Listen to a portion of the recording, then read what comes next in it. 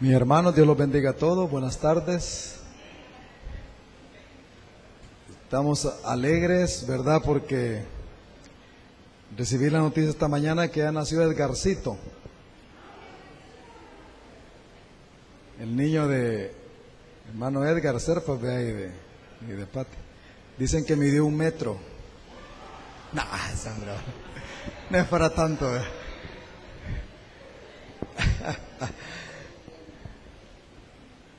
Están bien, gracias a Dios, están bien, bendito sea Dios. Dios es bueno y nos da esa bendición. Usted conoce a la hermana Rita de Navarrete, por favor ore por ella. Está en un proceso de embarazo también, que es un poco delicado. Así es que oremos por hermana Rita de Navarrete. Si usted se acuerda de ella en su casa, no deje de orar por ella. Que Dios cumpla su propósito, ¿verdad? Que el Señor la saque adelante y que tengamos, ella tiene embarazos un poco delicados y tiene gemelos ahorita, está embarazada de gemelos, entonces eso significa que va a ser complicadito, ¿verdad? Pero queremos tener esos gemelos aquí, queremos presentar gemelos. Nunca he presentado gemelos, hermano. Capaz que esos van en los primeros que presenta aquí, ¿verdad? Bueno. Esta mañana vamos a hablar de Hechos 21. Hechos 21, el tema para ahora es caminando en su voluntad. La semana pasada veíamos cómo era importante la voluntad, dedicarse a cumplir la voluntad de Dios, a la misión del Señor. Y vamos ahora a leer, el texto va desde Hechos 21, 17 hasta el 23, 11. Vamos a ver toda esa historia que está ahí. Con este mensaje estamos llegando casi, hermanos, al final de todo un proceso de predicaciones basadas en el libro de los Hechos. Eso significa que estamos quizás a unos 3 mensajes más y terminamos el libro de los Hechos, de meditar, de predicar sobre él. Y es una bendición que podamos también conocer todo este libro. Y gracias a Dios por eso. Así que vamos a ver, ahora voy a leer el versículo 11 del capítulo 23. Si usted lo tiene ahí, póngase de pie, por favor, hermano. Vamos a leer esta porción bíblica, Hechos 23, 11. Ese es el último versículo que vamos a considerar en este mensaje. Caminando en su voluntad es el mensaje para ahora. Si ya lo tienen, lo leemos en voz alta todos en voz alta. Me acompañan a leer, por favor. Dice el versículo 11, a la noche siguiente se le presentó el Señor y le dijo, ten ánimo, Pablo, pues como has testificado de mí en Jerusalén, así es necesario que testifiques también en Roma. Lo leemos una vez más en voz alta, por favor, hermanos. A la noche siguiente se le presentó el Señor y le dijo, ten ánimo, Pablo, pues como has testificado de mí en Jerusalén, así es necesario que testifiques también en Roma. Oramos al Señor. Padre Celestial, te pido que esta mañana aprendamos que tenemos que dar testimonio de tu Hijo Jesucristo en todo tiempo. Que nos des las fuerzas, con esas fuerzas que vienen de lo alto, para compartir el mensaje tuyo. Señor, gracias por esta oportunidad, esta bendición de reunirnos, de alabarte, de ofrendarte, de diezmar, y la bendición de escuchar tu palabra juntos. Gracias, Padre, te alabamos en el nombre de Jesucristo. Amén, Señor, amén. Pueden tomar asientos. Nada más quiero reforzar, hermanos, para todos los que están aquí, ¿verdad? A esta hora, que tenemos como base del entrenamiento, de la instrucción que damos aquí en Campamento de Dios, tenemos la Escuela de la Vida Victoriosa. Este mismo día ya arrancó el retiro de afirmación del grupo que está en la Escuela de Vida Victoriosa. Andamos alrededor de aquí en El Salvador como 35 personas y de la red de iglesias hay como otras 40 personas en entrenamiento. Ahora se hace el retiro aquí y luego vamos a ir al tránsito a hacer otro retiro que están siguiendo todo el proceso, así que Gracias a Dios que estamos en este proceso, pero también tenemos la escuela para todos los que han, el instituto para todos los que han terminado la escuela, el Instituto de Formación Pastoral que arrancó ayer, el trimestre, de aquí hasta noviembre. Así que, si usted está en la academia y de liderazgo, entonces tiene que terminar eso. Pero si tiene tiempo también puede participar en el instituto. Está sirviendo el día domingo a las 7 de la mañana, sirve la materia de historia de la iglesia. Ahora, este día arrancó, además del día sábado de ayer, que están todas las materias de 3 años, están enseñando. Este día arrancó la materia de historia de la iglesia a las 7 de la mañana. Y lo que se va a ver en este trimestre son los primeros 300 años de la historia de la iglesia. Y es impresionante cómo Dios, ¿verdad?, ha sostenido por siglos la iglesia. Y luego el miércoles que tendremos también la teología del trabajo, vamos a ver esa materia, y también hermenéutica. La hermenéutica es cómo estudiar la Biblia, cómo interpretar la Biblia de manera correcta. Eso es lo que se estudia en hermenéutica. Porque alguien puede ir, como dice, a la Biblia le cabe lo que sea, y pues sí, si yo la interpreto a mi manera. Pero hay maneras de interpretación que son las adecuadas. Eso se estudia lo vamos a estar estudiando el día miércoles. Pero para esa materia se necesita como requisito haber estudiado gramática, que es otra materia que también se da. Porque si hay una cosa que Dios le ha placido es escribir su palabra. Y lo ha puesto en lenguaje escrito. Entonces uno tiene que aprender cómo es eso, ¿no? Por eso es que las sociedades que se han puesto a estudiar las escrituras han aprendido a leer y se han desarrollado porque Dios se comunica a través de la escritura. Así que eso es lo que quería decirles, la importancia que tiene que estén todos informados. Y, ¿verdad?, en la parte de atrás ya dijeron, tenemos la música del Congreso, está muy bonito, de verdad que sí. Así que si usted quiere apartar su CD, también las predicaciones, apártenlo, o compren su revista también que incluye el Congreso. Bueno, para poder, hermanos, caminar en la voluntad de Dios es importante conocer por experiencia personal la soberanía de Dios. Tenemos que conocer como una experiencia personal que Dios es soberano. La fe en ese Dios soberano es lo que permite que entendamos que Él está trabajando en nuestra vida. Quiero recordarles que Dios, dice la Biblia, se le reveló a Juan cuando estaba en la isla de Patmos y le dijo, yo tengo las llaves de David, le dijo a la revelación de Jesucristo hacia Juan, el apóstol. Yo tengo las llaves de David, del reino, y cuando yo abro, nadie cierra, y cuando yo cierro, nadie abre. Lo que está diciendo es, yo soy el soberano, que cuando cierro oportunidades, las cierro y no hay nadie que las pueda abrir. Es importante que nosotros, ¿verdad?, aprendamos de Dios, que a veces Él ha cerrado puertas, pues. Y lo que tenemos que hacer es adorarle y exaltarlo a Él y darle gloria. Pero estar seguros que por las puertas que el Señor cierre, tiene otras puertas que Él abre, ¿verdad? Otras puertas de oportunidades, de bendiciones que Dios tiene preparadas para nosotros. Entonces Dios es soberano y tenemos que estar convencidos de nuestra experiencia, que Dios, cuando dice soberano, es que Dios está gobernando todo en nuestra vida. Que Dios gobierna cada cosa de nuestra vida, cada área de nuestra vida. Así que tenemos que aprender de Él, por experiencia propia, qué significa que Él es mi Señor. Yo declaro que Él es mi Señor y por eso soy salvo. Pero ¿qué significa declarar que Él es mi Señor? Significa que yo estoy bajo su gobierno y Él está dirigiendo mi vida para su propósito, para su mejor propósito, para que yo pueda experimentar la buena voluntad de Dios.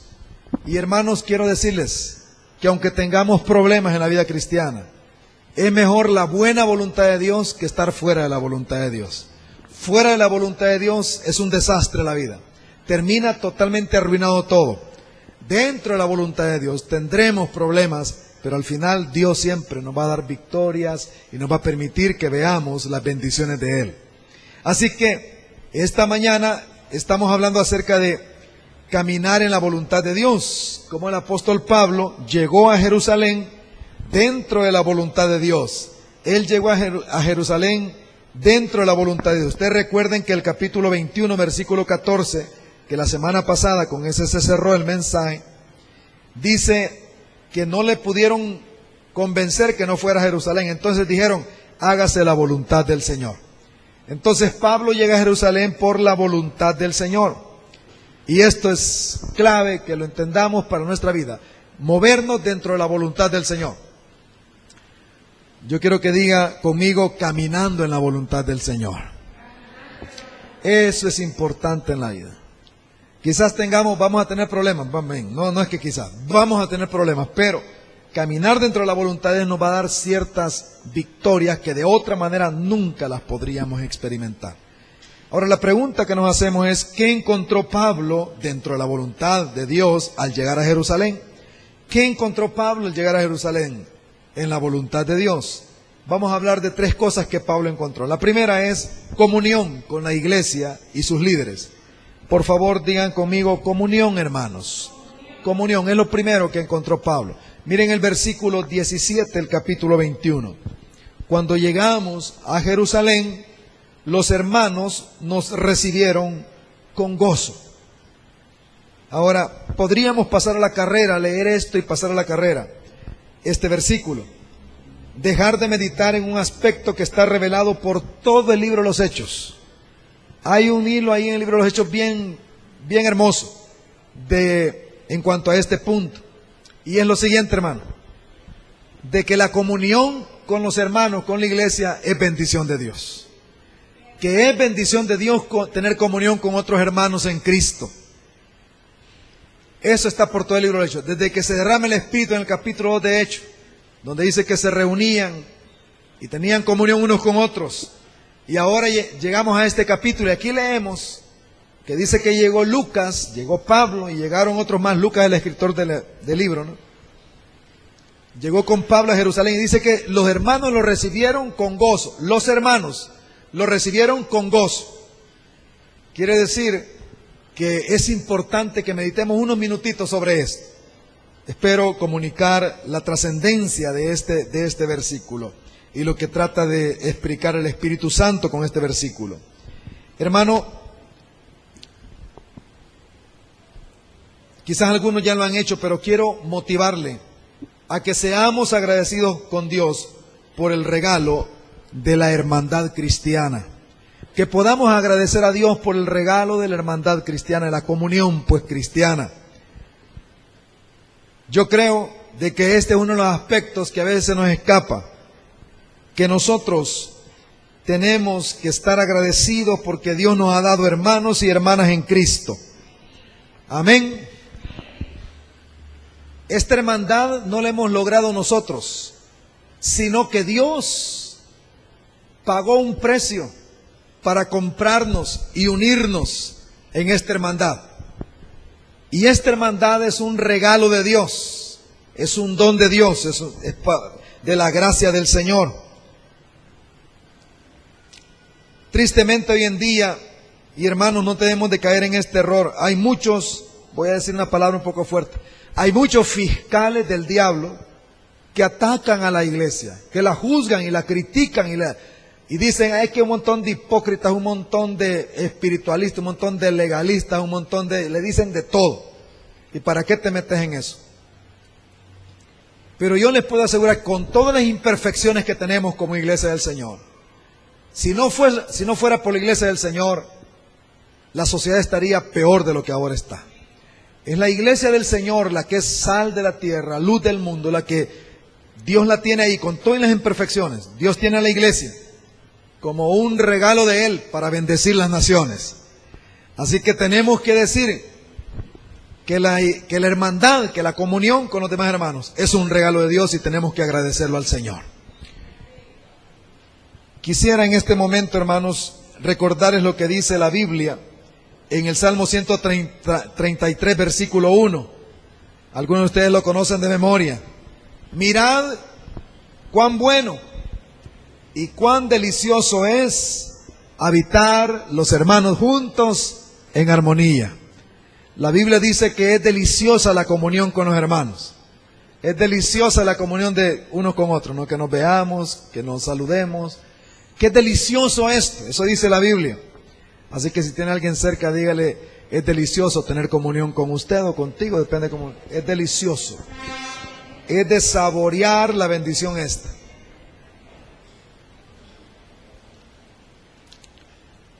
Quiero leer una cita de un libro que saqué de un libro de un hombre que fue alguien que marcó la historia del siglo pasado.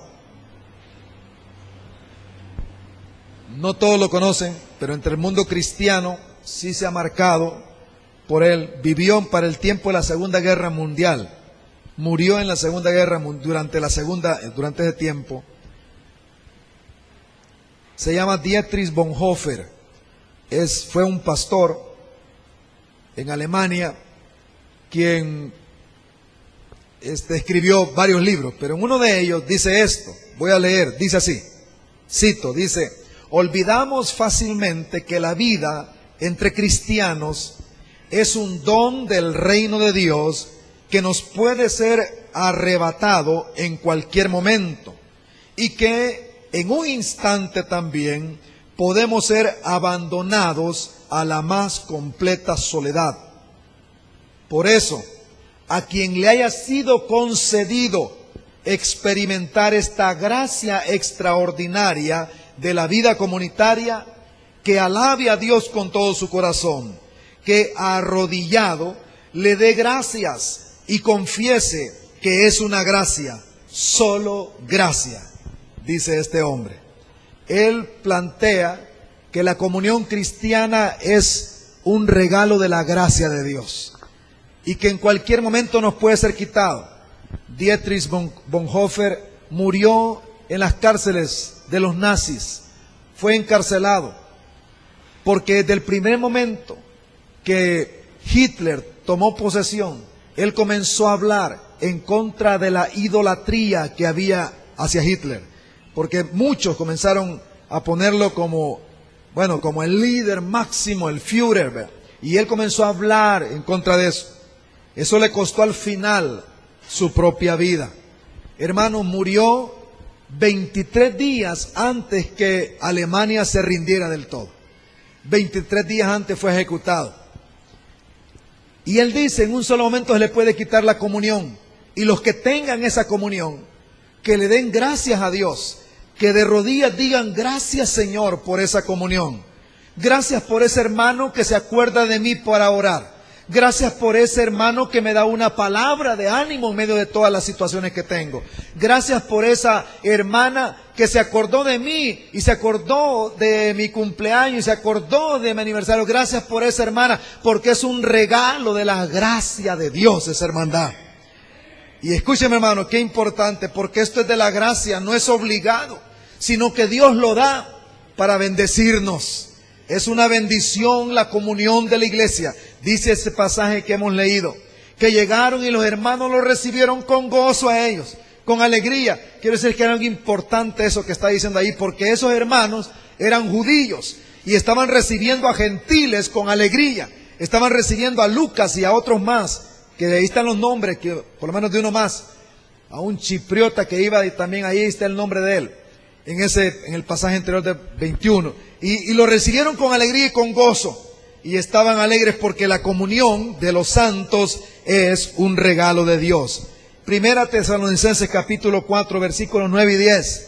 Dice la palabra: acerca del amor fraternal, dice Pablo a los de Tesalónica, no tienen necesidad de que les escriba, porque ustedes mismos han aprendido de Dios a amarse unos a otros. Ustedes han aprendido ¿de quién dice la Biblia, hermano?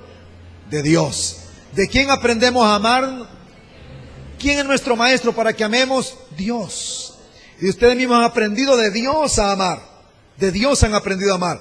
Pero dice algo más del versículo 10 del capítulo 4 de 1 Tesalonicenses. Dice: pero os rogamos, hermanos, que abundéis en ello más y más. En otras palabras, que sigan amando todavía más. Que sigan aprendiendo a amar todavía más. Desde el momento que Dios nos salva por su amor. ¿Cuántos fueron salvos por el amor de Dios? Por su amor. Desde el momento que Él nos salva por su amor, comienza a instruirnos en cómo amar a los demás. Porque nosotros nacimos sin capacidad de amar. Somos profundamente egoístas. No podemos amar, necesitamos que Dios nos instruya en el amor de Él. Y cuando Él nos salva, nos introduce dentro de la escuela del aprendizaje de amar.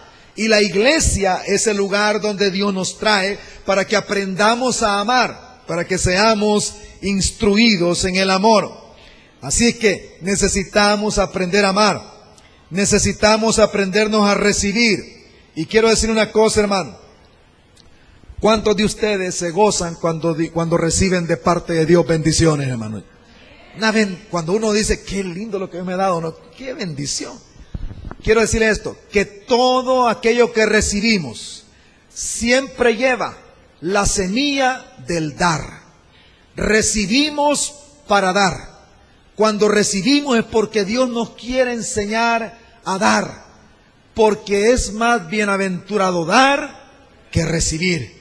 Cuando recibimos es porque Dios está preparando el ambiente para que demos. Hemos recibido para dar.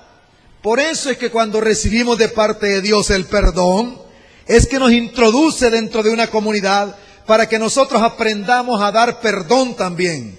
¿Cuántos dicen amén a eso? Necesitamos aprendizaje de cómo dar. Todo lo que recibimos de Dios, Él quiere que así como lo recibimos de gracia, lo demos de gracia también. Entonces, es importante la comunidad porque solo en comunidad yo puedo desarrollarme como hijo de Dios. No existe un hijo de Dios que pueda crecer sin estar en la comunidad. No puede crecer. Fuera de la comunidad el hijo de Dios puede imaginar que crece, pero es un crecimiento egoísta. Yo solo con Dios y para mí no importa los demás. Yo con Dios, eso no es lo que dice la Biblia, sino que en esa hermandad se viene para aprender a amar, a servir y a perdonar. La Biblia nos dice que el llamarse hermanos es un regalo de Dios. Quizás nosotros tomamos la palabra hermanos muy a la ligera, pero es que aquí Jesús se hizo nuestro hermano. Jesús se hizo nuestro hermano. Él dice que no se avergüenza de llamarnos hermanos a nosotros.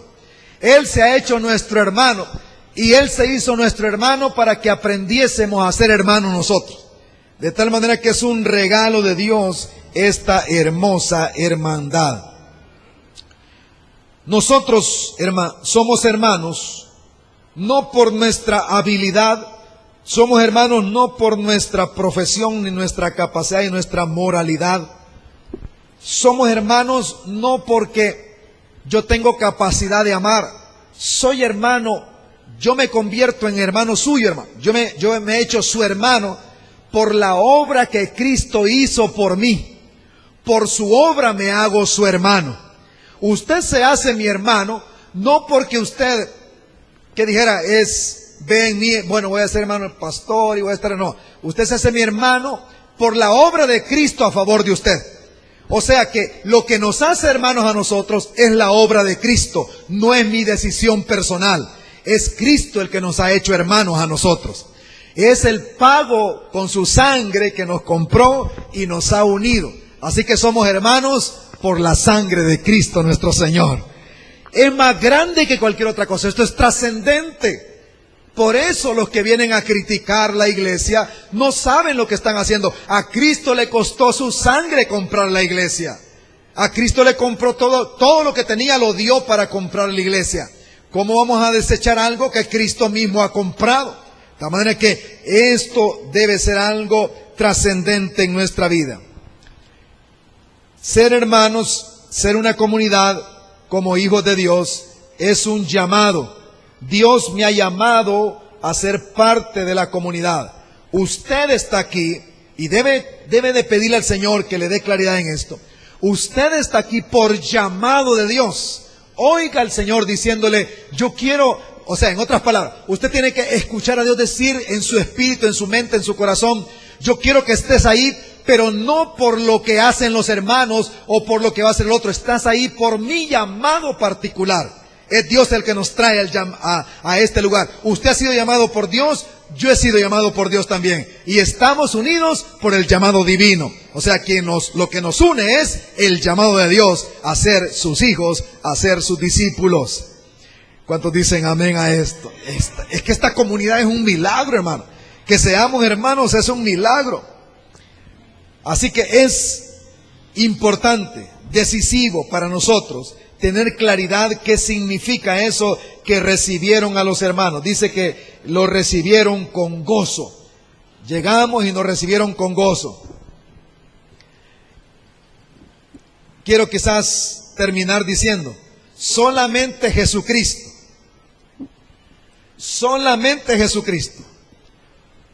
es el fundamento de un compañerismo verdadero cristiano. Solamente Jesucristo. No hay otro fundamento. No es la simpatía que tiene el otro hermano. No es que me cae bien. No es eso. Sino que es Jesucristo el que nos ha unido. Y en ese fundamento nos basamos para ir aprendiendo a ser hermanos. Vamos aprendiendo el proceso de la fraternización. Eso se tiene que ir aprendiendo. Eso no venimos aquí con todo eso. Tenemos que aprenderlo. Por lo tanto, es importante este punto que estamos viendo de cómo nosotros somos hermanos.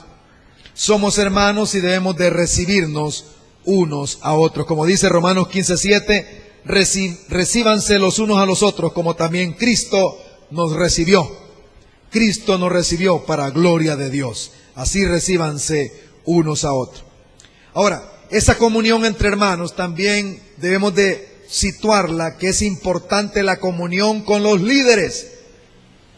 La comunión con los líderes es necesaria para el crecimiento espiritual. La comunión con los líderes, hermanos, 21:18. Vea Hechos 21:18. Dice, al día siguiente, Pablo entró con nosotros a ver a Jacobo. Entró Pablo a ver a Jacobo, a una reunión con Jacobo. ¿Y quién era Jacobo? El anciano que presidía a todos los ancianos en Jerusalén. Y dice, y estaban reunidos, y se habían reunido todos los ancianos. Ese es el liderazgo, los pastores de la ciudad de Jerusalén, todos los pastores. A los cuales, después de haber saludado, les contó una por una las cosas que Dios había hecho entre los gentiles por su ministerio. Vamos a ver, ¿qué importancia tiene tener comunión también con el liderazgo? Pablo introduce a Lucas y a los demás, pero es Pablo el que va a hablar con Jacobo. Jacobo es uno de los 12 apóstoles, porque el Jacobo, el hermano de Juan, que eran los 12 apóstoles, ya lo habían asesinado. Pero este Jacobo es hermano del Señor Jesucristo, era anciano de la iglesia en Jerusalén. Y dice que entró Pablo a verlo, a saludarlo y a contarle todo lo que Dios había hecho. Pero también estaban ahí los demás ancianos, los pastores de la iglesia en Jerusalén, que era grande, había mucha gente, ¿no? Y entonces estaban reunidos y viene Pablo y comienza en esa reunión de liderazgo a contar lo que Dios ha hecho a través de su ministerio. Esto es importante para todos los que de alguna manera tenemos el ministerio o tenemos un ministerio de parte del Señor, porque el ministerio de los líderes de la iglesia no es cuántos ellos pueden hacer, sino cuánto Dios hace a través de ellos. Es la obra de Dios la que se exalta cuando se tiene comunión con el liderazgo.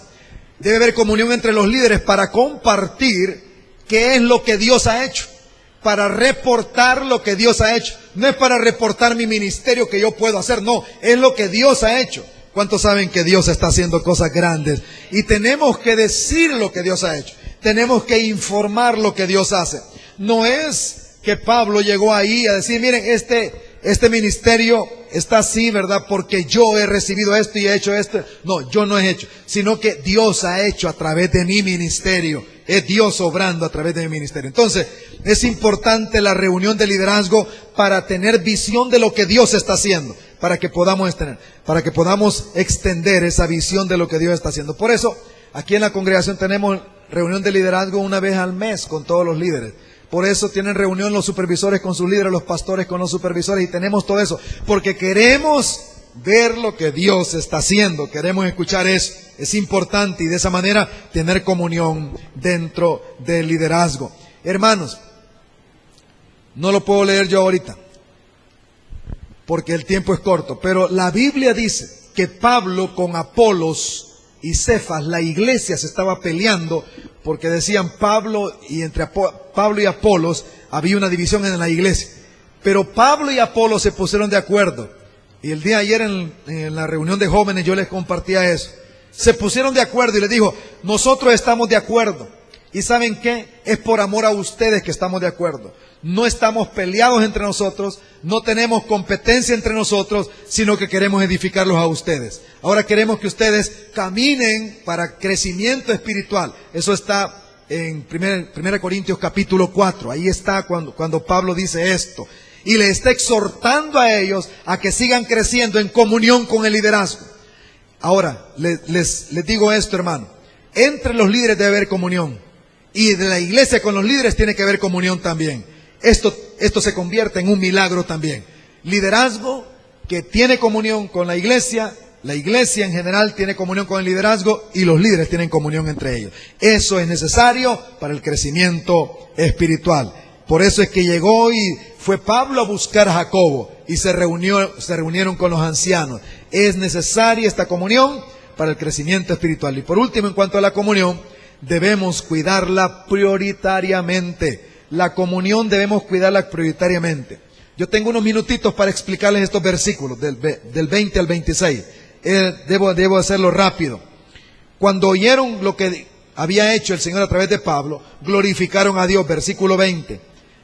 Y le dijeron, ya ven, Pablo, les voy a contar porque no lo quiero leer, pero ustedes lo pueden corroborar con la lectura. Le dice Jacobo y los demás ancianos, ya ves, Pablo, cuántos judíos están convirtiendo, miles por todos lados. Son celosos de la ley. Ahora, Pablo, aquí han venido algunos diciendo que tú estás llamando a los judíos a que se aparten de la ley de Moisés. Dicen de que tú les estás enseñando a que no circunciden a sus hijos. Y dicen que tú les estás enseñando a que cambien las costumbres de judías. Y le dicen, ahora, para que esto se resuelva, te pedimos que hagas algo. Tenemos 4 hermanos judíos, cristianos, no, pero judíos, que han hecho voto. Entonces queremos que tú vengas y te purifiques con ellos. Ellos ya van a entregar ahora el voto que han hecho, lo van a entregar. Te purificas con ellos, les pagas todo lo que cuesta eso. Y entonces todos van a darse cuenta que tú no estás en contra de las costumbres, sino que tú estás apoyando las costumbres judías y no haber problema. Eso le dicen a Pablo. Y Pablo lo hace. Ahora les voy a explicar cómo es esto. Porque esto dice, ¿y para qué? ¿Qué tiene que ver con eso? Va a ver usted qué importancia tiene esto. Ya ahorita le digo. Resulta que habían hecho voto, y ese voto era un voto de nazareo. No nazareno, porque nazareno viene de Nazaret, ¿verdad? Ser nazareno. Jesús le decían que era nazareno porque creció en Nazaret. Pero nazareo es una palabra que lo que quiere decir es que esta gente se dedicaba por un tiempo al Señor. No hacían otra cosa más que estar sirviendo al Señor. Y entonces, como señal de que eran nazareos, se dejaban crecer el cabello. ¿Cuántos se acuerdan de Sansón, hermanos? Sansón, ¿verdad que sí? Sansón, en la Biblia, en el Antiguo Testamento. ¿Cuántos han leído de Sansón? Amén. Ok. ¿Cuántos han visto la película de Sansón? Esa más, ¿verdad? Entonces, Sansón era un nazareo. Pero el nazareo es de nacimiento. Entonces, él nunca se había quitado el pelo, porque lo tenía tan largo. Y entonces, lo que pasaba ahora es que estos habían, por un tiempo, podía ser nazareo de nacimiento, pero también porque voluntariamente alguien decía, yo voy a ser nazareo por tantos años. Y entonces, estos ya habían cumplido su tiempo, y ahora estaban en la semana que iban a entregar, su voto lo iban a cerrar. ¿Y qué hacían cuando lo cerraban? Se rapaban totalmente, y el pelo lo quemaban. Y hacían sacrificios, compraban animales y hacían sacrificios para la gloria del Señor. Y entonces cerraban su tiempo de nazareo. Ajá, ¿y qué tiene que ver eso con Pablo? Bueno, que Pablo estaba diciendo que no había que seguir las costumbres, pero Pablo era judío. Pablo era judío.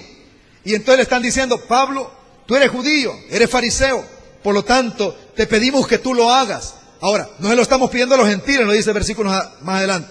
Esto no se lo pedimos a los gentiles porque ellos no tienen por qué hacer esto, pero los judíos sí tenemos que hacerlo. Y entonces Pablo dice, lo voy a hacer eso. Y Pablo se purifica esos 7 días, esa semana, y les paga eso que tienen que hacer ellos. Tienen que comprar los animales, tienen que comprar todo. Entonces es una ceremonia, ¿no? Y Pablo dice que sí. Ahora, vean por favor esto. Pablo no está diciendo que para ser salvo hay que hacer aquello, no. Pero Pablo está adoptando las costumbres judías para mantener la comunión. O sea, en otras palabras, para que no se rompa la comunión, Pablo, tienes que hacer eso, tienes que hacer esto. Y Pablo decide hacerlo, porque hay que cuidar la comunión. Y hay ciertas costumbres que tú tienes que hacer para que no se rompa la comunión. Quiero decirles que cuando llegó Pablo ahí, estaba la fiesta del Pentecostés. Porque él dijo, yo voy a subir a Jerusalén para llegar a tiempo con la fiesta del Pentecostés. Entonces Pablo estaba ahí y estaba celebrando la fiesta del Pentecostés. Los judíos la siguieron celebrando por años, la siguen celebrando. Entonces ellos tienen sus propias costumbres, ¿cómo lo hacen? Entonces dice Pablo, yo lo voy a hacer. Y lo hace. Ahora, después vamos a ver qué pasó. Pero nada más decir esto, que esas costumbres, las costumbres que se tienen, no son las que traen salvación. Y los mismos Jacobo y los demás sabían eso, porque dijeron, los gentiles no tienen por qué hacer esto. Ellos son salvos sin hacer esto, no tienen necesidad de hacer esto, pero nosotros sí lo vamos a hacer. Hermanos, aquí hay una gran lección para nosotros. La comunión muchas veces necesita que nosotros adoptemos ciertas costumbres o que dejemos ciertas costumbres. La comunión es prioritaria y uno tiene que adoptar ciertas costumbres o también dejar ciertas costumbres por causa de la comunión, porque la comunión es prioritaria. Quizás voy a poner un ejemplo un poco así rápido para explicar esto. Cuando yo me convertí, yo estaba encantado de jugar fútbol. Yo suponía que iba a ser uno de los famosos de aquí del país, ¿verdad? Del fútbol. Y entonces yo estaba encantado. Yo jugaba fútbol los días domingos de la mañana. Hubo domingos que jugué desde las 8 de la mañana hasta la 1 de la tarde. Como que si era tarea, ¿no? 3 partidos. Esa vez terminé, casi me muero, porque terminé viendo lucitas y de todo. Pero era mi estilo de vida. Día domingo, fútbol. Yo tenía en mente, domingo en la mañana, ya sabía, me iba a cambiar y todo al partido, a jugar fútbol. Y eso lo hice mis años de juventud. Me convertí al Señor. Cuando me convertí al Señor me dicen, mira, queremos que vayas a una reunión. Ah, está bueno. ¿Cuándo? El domingo. El domingo. ¿Cómo van a quitar mi domingo de ir a jugar fútbol? No, entonces yo no quería ir. Pero entonces tuve que tomar decisiones. Mi costumbre tuve que cambiarla. Y tuve que buscar una alternativa. Pero si yo quería ser discípulo, tenía que dejar de jugar fútbol el día domingo en la mañana y venirme a adorar a Dios con todos los santos el día domingo por la mañana. Entonces tuve que adoptar la costumbre de venir a adorar al Señor el día domingo por la mañana. Me estoy explicando lo que digo, hermano. Entonces hay ciertas costumbres que uno tiene que adoptar. Por ejemplo, a Pablo le costó dinero de su bolsa esta comunión. Quizá usted diga, vaya, aquí ahora están unos hermanos que están en retiro. Y alguien diga, ¿y cómo es eso de los retiros? Ah, bueno, porque ellos tienen que pagar una cantidad de dinero para estar en el retiro. ¿Y por qué van a pagar? Si yo soy cristiano, no necesito hacer eso. ¿Yo para qué voy a pagar? Si no necesito ni retiros para esto. Entonces usted dice, ah, bueno, pero aquí hay una costumbre que eso le da crecimiento a la gente es bendecida. Ah, bueno, entonces yo voy a hacerlo. La comunión no se paga. Lo que pasa es que a Dios le costó su Hijo nuestra comunión y quiere que aprendamos que tiene un costo la comunión. Por lo tanto, nos pide que nosotros de alguna manera dejemos de hacer unas cosas que estamos acostumbrados y que comencemos a hacer otras cosas de las cuales no estábamos acostumbrados. Les pongo otro caso. Un hermano que me dijo, hermano, mire, ¿verdad que no tiene nada de malo tomarse una cerveza y después de la cerveza leer la Biblia y orar juntos y tener comunión con los hermanos? Pues eso no tiene nada malo. Además, la Biblia dice que no hay que emborracharse, ¿verdad? La Biblia dice que tomen vino, pero no mucho. Entonces yo me puedo tomar unas cuantas y no hay problema. Entonces yo lo puedo hacer. Esa es una manera de verlo. Ahora, yo dije, no, pues sí, es cierto, tomarse una cerveza a mí en lo personal no me hace ningún daño, en lo personal, porque yo no soy alcohólico. Pero resulta que dentro del pueblo de Dios hay gente que es alcohólica y que solamente el olor puede ser un problema para ellos. Yo sé lo que significa eso porque lo vi de cerca. Entonces, quiere decir que esa costumbre, yo puedo servir de tropiezo para otro. Yo tengo la libertad de hacerla, pero no lo hago por amor al otro. O sea, la comunión tiene un costo. La comunión tiene algo que me tiene que tocar a mí, pues decir, bueno, para tener comunión yo tengo que adoptar algo y también tengo que dejar algo, porque la comunión es importante para que haya crecimiento, para que se desarrolle la gente. Imagínense que me vieran a mí, el pastor, tomando una cerveza, y viene un hermano que está luchando por salir de todo eso, y dice, ve, el pastor está echando la cerveza, y vengo yo a predicar después de tomar una cerveza, y me dicen, hoy predicó bien alegre, hermano, ¿qué le pasaba? ¿No? Ya, hoy la veo que predicó bien contento, ¿y qué le pasaba? No, es que yo lo vi que por allá. Y entonces, ¿qué resulta de eso? Que esa persona va a decir, no hombre, si entonces no hay problema, entonces sirvo de tropiezo. Romanos capítulo 15 lo dice, lo desarrolla Pablo en todo el capítulo 15 de la epístola de los Romanos. Entonces, cuando decimos costumbres, nadie se va a condenar por eso, pero no va a hacer crecer la comunidad de la manera que Dios quiere, a menos que se dejen ciertas costumbres y se adopten otras costumbres. Y es lo que está diciendo aquí este pasaje. ¿Me estoy explicando lo que digo, hermano? Espero que sí. Vaya, voy a decir otra cosa. Quizás a usted le dijeron, mire hijo, mire hija, usted no salude a nadie si no está que alguien lo salude. Usted no tiene por qué andar saludando a la gente. Andarle. Yo recuerdo que decían algo así. Vamos a ver si alguna vez lo ha oído usted. No le ande pelando los dientes a cualquiera. Usted, solo al que le salude, ¿verdad? Y entonces usted viene a Cristo y usted viene y no saluda a nadie. Y usted viene y dice, a ver si me aman aquí, a ver si me saludan. Y no lo saludan. No hay amor ahí. Pero viene ahora y la Biblia le dice a usted, salúdense unos a otros en el amor del Señor, aún con ósculo santo. Quiere decir, en aquel caso, un beso santo, se saludaban en aquel entonces. Y entonces Dios le manda a usted que salude.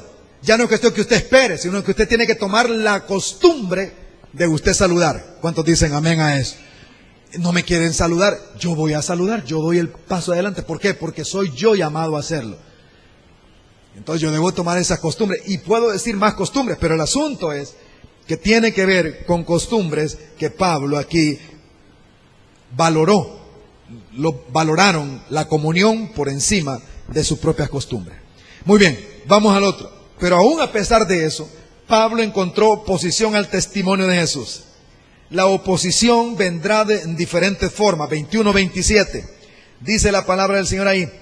Pero cuando estaban para cumplirse los 7 días, unos judíos de Asia, al verle en el templo a Pablo, alborotaron a toda la multitud y le echaron mano.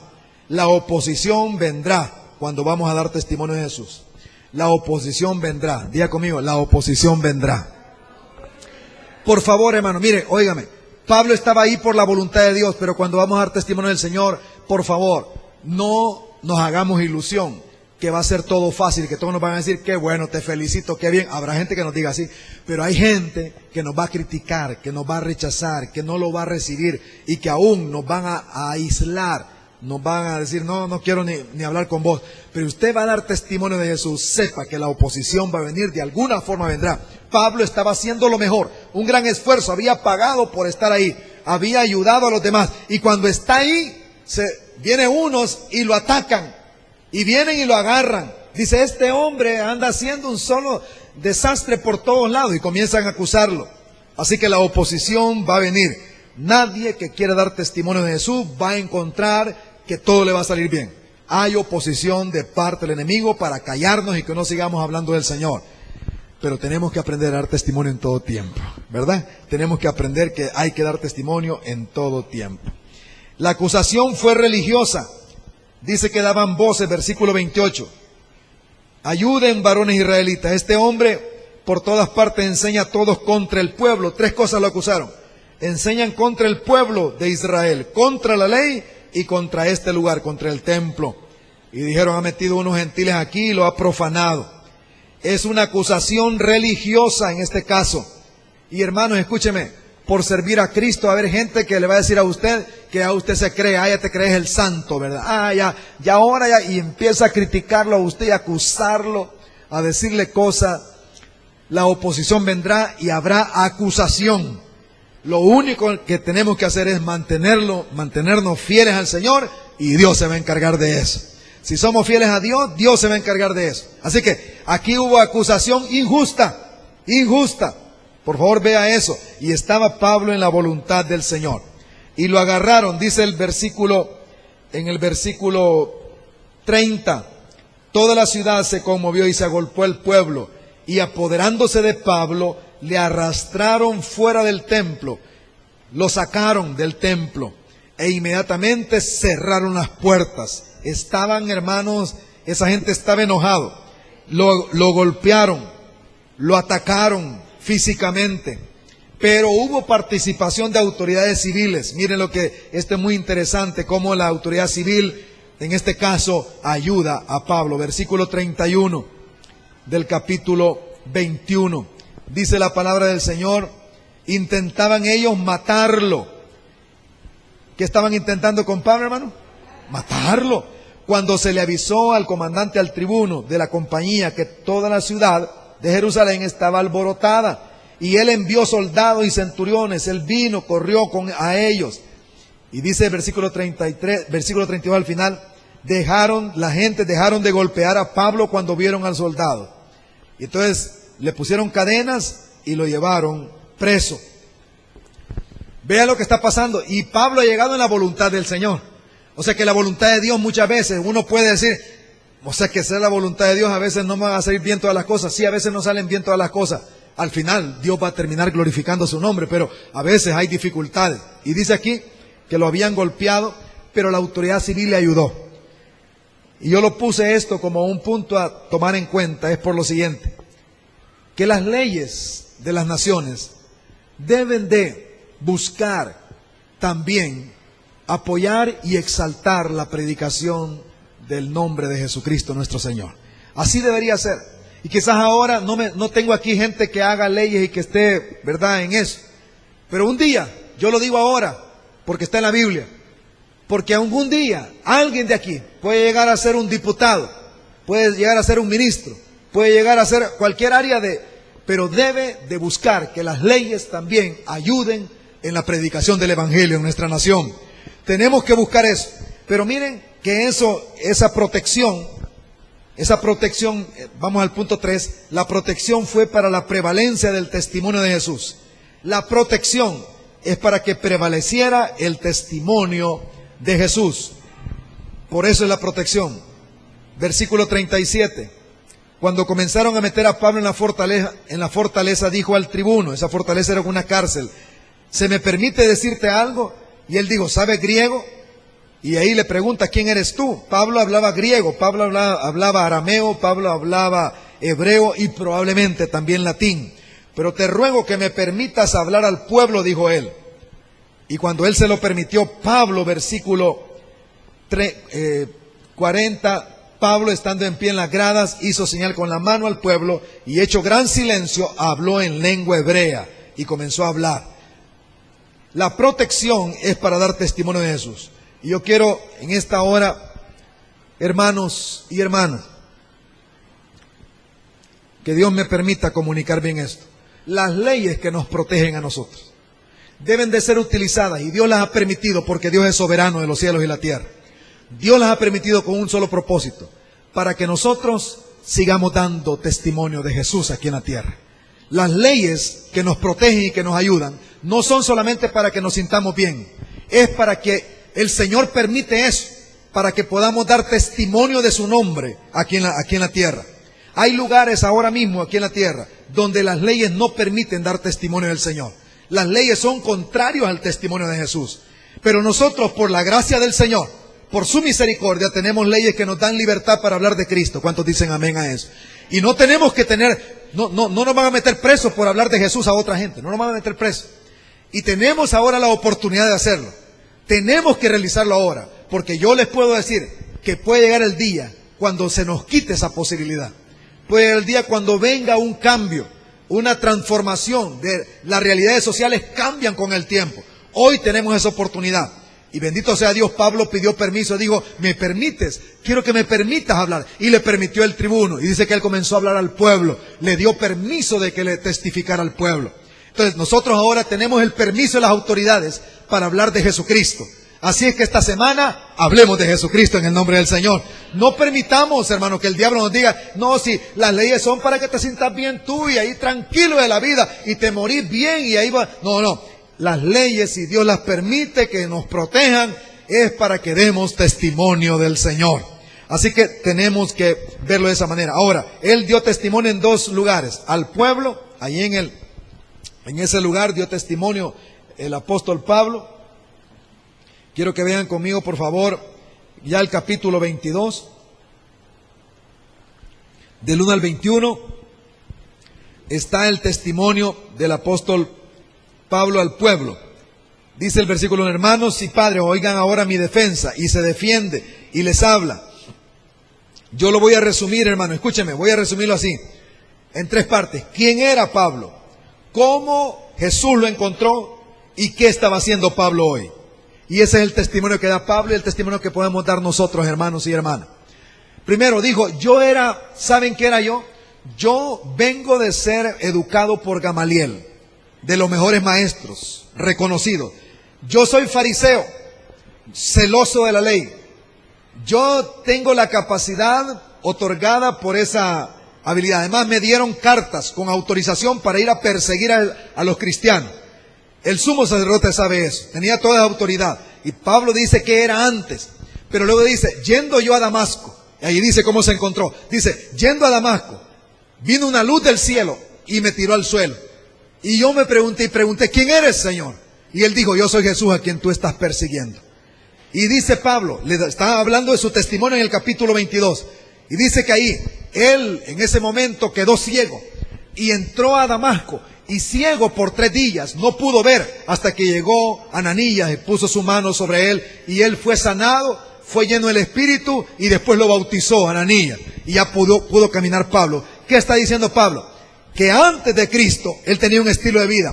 ¿Cómo se encontró con Cristo? Pero después dice, y ahora a él yo lo sirvo, me ha enviado a predicar, por eso estoy aquí. Estoy aquí hablándoles a ustedes porque él me ha enviado. Ahora dice, ¿qué está haciendo por Cristo? En otras palabras, el testimonio nuestro tiene que ser, ¿qué era yo antes? ¿Cómo me encontré con Cristo? Hermanos, ¿cómo me encontré con Cristo? ¿Cómo cambió mi vida? Y cómo ahora, ¿qué estoy haciendo por causa de ese encuentro que tuve con el Señor? Quizás esta mañana, yo no me detengo mucho, pero tengo que decir lo siguiente. Es importante tener un encuentro con Jesucristo. No es solamente de venir a una reunión de la iglesia.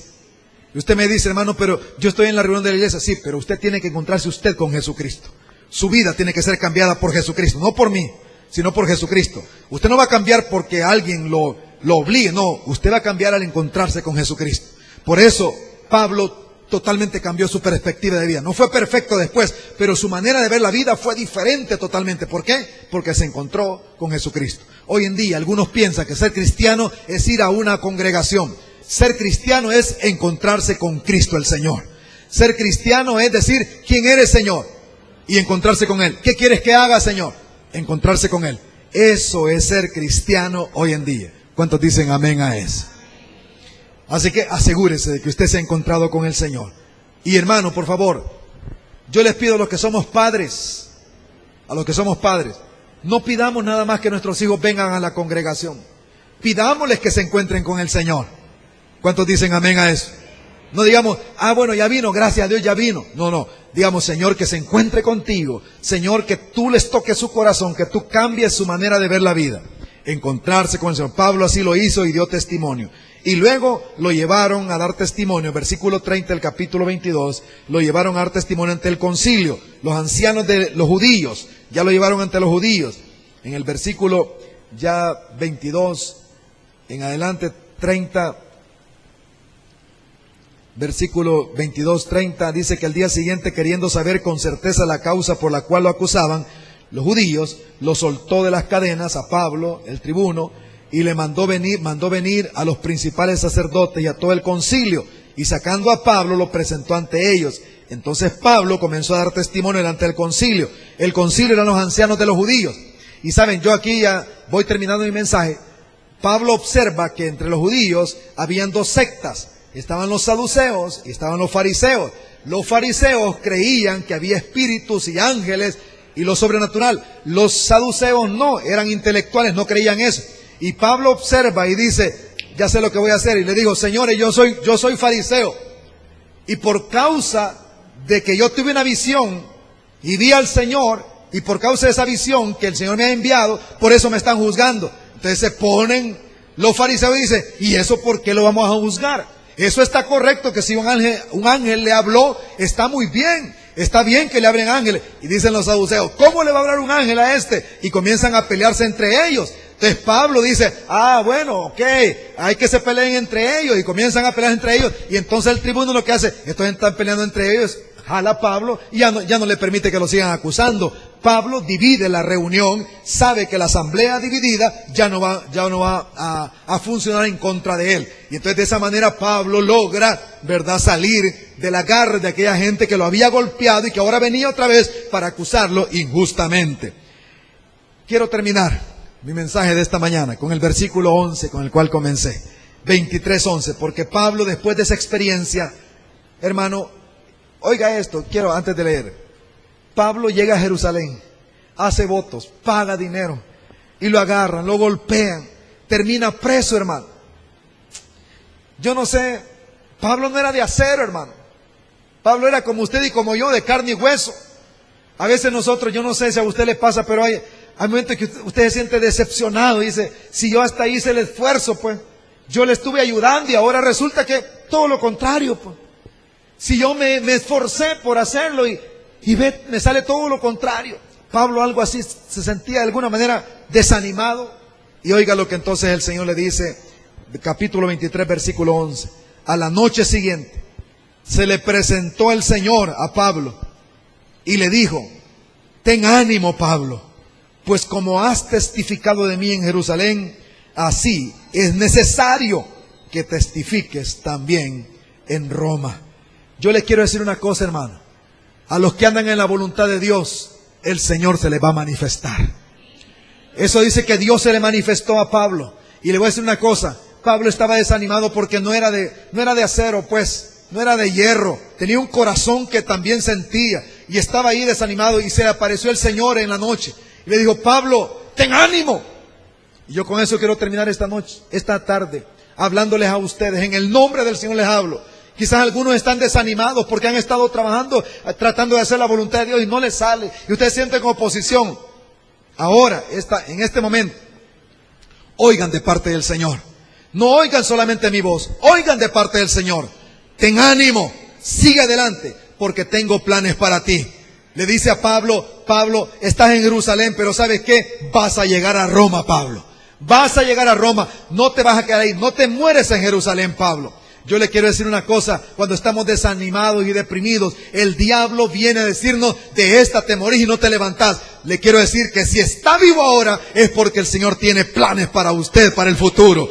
Dios quiere hacer algo con su vida y tiene que animarse. Yo le pido en el nombre del Señor que usted se anime nuevamente y que se levante en el nombre del Señor y que no permita que el desánimo y la depresión lo tenga esclavizado. Que se levante en el nombre del Señor. Y dice, yo te voy a llevar a Roma, Pablo. Y vas a dar testimonio de mí en Roma. Y Pablo llegó a Roma. Eso vamos a ver en las próximas semanas, cómo Pablo llegó a Roma milagrosamente. Dios nuestro Señor tiene planes para nosotros. Diga conmigo, Dios tiene planes para mi vida. No ha terminado Dios. Le dice Pablo, no he terminado. Voy a hacer algo más grande contigo. Es lo que Dios va a hacer con nosotros. Alabado sea su nombre.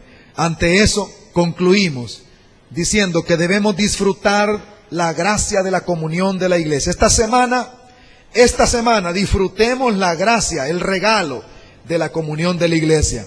¿Cuántos dicen amén a esto, hermano? Esta semana disfrute la taza de café con su hermano, con su hermana. Disfrute de la plática, disfrute de la oración, disfrute de las pupusas que va a comer, no sé, ¿verdad? Esta semana disfrute esa comunión, de estar juntos, de quizás solamente encontrarse. Hermano, me acordé de usted. Cuando alguien, hermanos, me han dicho a mí, de repente me encuentro, mi hermano, está orando por usted, fíjese, Dios me levantó hasta temprano y oré por usted. Y yo cuando estoy aquí predicando, yo una cosa digo, yo estar en el ministerio es el resultado de esos hermanos que han orado y que por amor, dice, me voy a acordar de orar por el hermano. Eso es la obra del Señor, alabado sea su nombre. Tenemos que también disfrutar de la comunión esta semana. Esta semana Debemos de recordar que el Espíritu Santo está en nosotros para darnos poder para testificar de Cristo. ¿Cuántos dicen amén a esto? Diga conmigo, el Espíritu Santo. Una vez más, el Espíritu Santo está en nosotros para darnos poder para testificar de Cristo. Ahora, tercera conclusión. Esta semana no debemos acobardarnos de dar testimonio de Jesús en todo tiempo. No debemos acobardarnos. No permita que el diablo le ponga cobardía en su corazón. Vamos adelante, hermanos, a dar testimonio. Y por último, debemos aprovechar la protección de las autoridades para dar testimonio de Jesús nuestro Señor. Aprovechemos nuestros días. Los días son malos. Redimamos estos días. Hagámoslo para la gloria del Señor. Incline su rostro y oramos dándole gracias al Señor por este mensaje. Padre, te alabamos de todo corazón, te exaltamos. Gracias porque eres bueno y tu misericordia es para siempre, Señor. Gracias por cada hermano y hermana que ha oído tu palabra. Gracias porque tú esta semana vas a hacer algo hermoso en sus vidas. Señor, por favor glorifícate. Yo quiero pedirle que usted le pida, Señor, dame tu poder. Dígale al Señor, dame tu poder para esta semana, Señor. Dígale al Señor eso, dame tu poder, no el poder humano, sino el poder divino. Dame tu poder, Señor. Quiero ser tu testigo esta semana. Aunque haya oposición y las cosas se pongan difíciles, dame tu poder, dame el poder de lo alto. No quiero hablar y vivir conforme a mi poder humano. Se me ha acabado, no tengo fuerzas. Dame el poder de lo alto, Señor. Aleluya, gracias Señor. Gracias. Aleluya. Si usted ha pedido este poder, Dios se lo va a dar. Dios se lo va a dar. Ahora yo quiero, hermanos, terminar así como está en oración. Levante sus manos al cielo. Levante sus manos al cielo y reciba de Dios lo que Dios tiene para su vida. De acuerdo a la revelación que Dios nos ha dado en su palabra, yo quiero ahora dar la palabra que Él nos ha dado. Quiero bendecirlo a usted para esta semana. Y digo lo que dice la palabra. Jehová te bendiga esta semana y te guarde. Jehová haga resplandecer su rostro sobre ti y tenga de ti misericordia. Jehová, hermano y hermana, alce sobre ti su rostro y esta semana ponga en ti paz. El Señor Todopoderoso bendiga a cada uno de ustedes, hermanos. En el nombre de Jesucristo. Amén, Señor. Y amén, Señor. Alabado sea el nombre del Señor. Gracias, Padre. Gracias, Señor.